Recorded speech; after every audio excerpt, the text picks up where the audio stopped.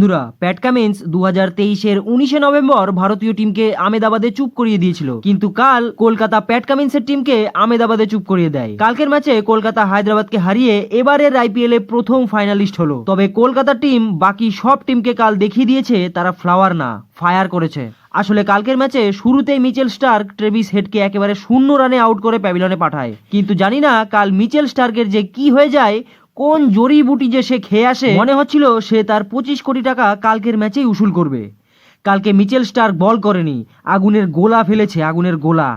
এক সময় মনে হচ্ছিল মিচেল স্টার্ক 25 কোটি টাকা পাওয়ার পরেও আইপিএল এর গোটা সিজনে 3 উইকেট নিতে পারবে না, কিন্তু কাল মিচেল স্টার্ক পাওয়ার প্লের মধ্যেই হায়দ্রাবাদের বড় বড় 3টি উইকেট খেয়ে একেবারে হজম করে ফেলে। পাওয়ার প্লে শেষ হতে হতে হায়দ্রাবাদ 45 রান তো করে, কিন্তু তাদের 4 উইকেট ততক্ষণে পড়েই গিয়েছে। হায়দ্রাবাদের প্রত্যেকটি প্লেয়ারই কাল কলকাতার বোলারদের সামনে ফেল মারে, শুধুমাত্র এক রাহুল ত্রিপাঠীকে বাদ দিয়ে। বেচারা রাহুল ত্রিপাঠী একাই হাফ সেঞ্চুরি তো করে, কিন্তু তাকে রান আউট হয়ে প্যাভিলনে ফিরতে হয়। তবে কাল শেষে গিয়ে ক্যাপ্টেন প্যাট কামিন্স যদি রান না করতো তাহলে হায়দ্রাবাদ 130-40 রানের মধ্যেই অল আউট হয়ে যেত, কিন্তু অল আউট হওয়ার আগে প্যাট কামিন্স হায়দ্রাবাদকে 159 রানে পৌঁছে দেয়, যার ফলে কলকাতা 160 রানের টার্গেট পায় জেতার জন্য।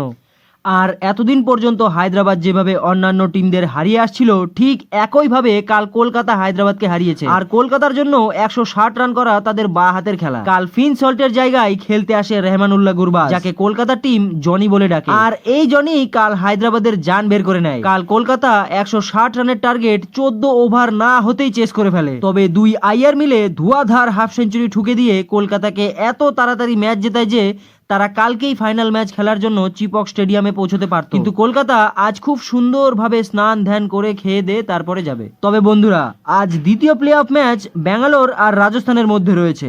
কি মনে হয় আপনাদের, কে জিতবে আজকের ম্যাচ? নিচে কমেন্ট করে অবশ্যই জানাবেন।